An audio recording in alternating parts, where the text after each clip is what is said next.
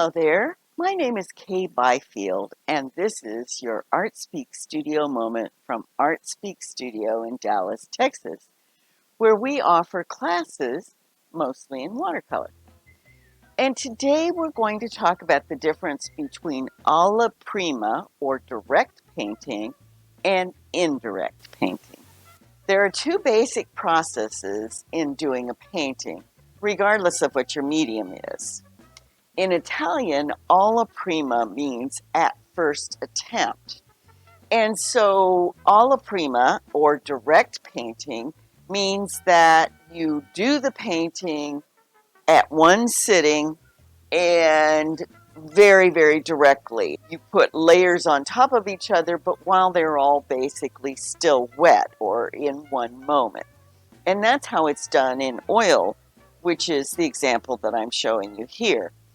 So, alla prima painting is a very direct, quick, immediate response to whatever your subject matter is. The other approach to painting is called indirect painting, where the painting is built up in layers and the painting is likely to take much longer to do. In watercolor, if you're painting on entirely wet paper, the paint will fuzz out as you apply it, and you will get nothing but soft edges, as you see here, because you're putting pigment into the wet paper, and that is a good way to get a good wash, but it's not going to end up with defined forms. And what we end up with is a very fuzzy painting because all of the pigment is diluted on the wet paper and we don't get any hard edges. And when we do start to get some hard edges, it's because that's when the paper was starting to dry, and so the shape would hold itself. In watercolor, the difference between direct painting and indirect painting is pretty clear. In direct or alla prima painting, you are painting quickly, usually finishing the painting in one setting. It's a response to what's in front of you. You're not worried about being very, very careful about details. And the paint may layer, but it layers more gesturally. In indirect painting, there may be paint layers where one layer shines through another, and the painting may be more nuanced, more deliberative. The process is typically much slower, and you're more concerned about getting the shapes exactly the way you want them to be, rather than having a gestural response to the shapes. There are advantages to each approach. In direct painting, it's required that you paint boldly and quickly and authoritatively, and there's not a lot of time to make decisions and adjustments. It's getting it done and having a more quick response to what's around you. If planning like value sketches are done, those are used just to give you a basis of the overall design of the piece. They are not intended to give you details or go into all of that. Direct painting is often used on location, where the light changes quickly, where the circumstances are not conducive to being there a very, very long time.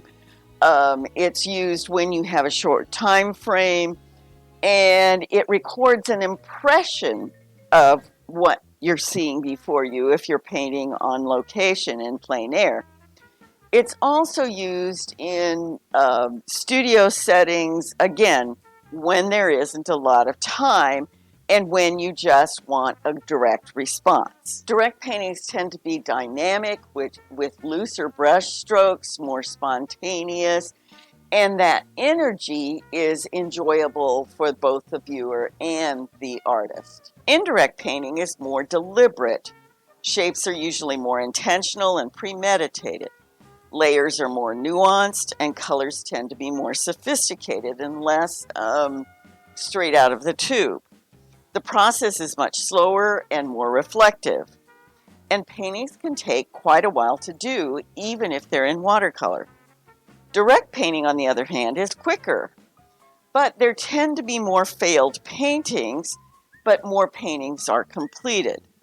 The more time it takes to complete a painting, the fewer paintings there will be, but the more likely it is that the artist will be able to correct any choices that were not advantageous.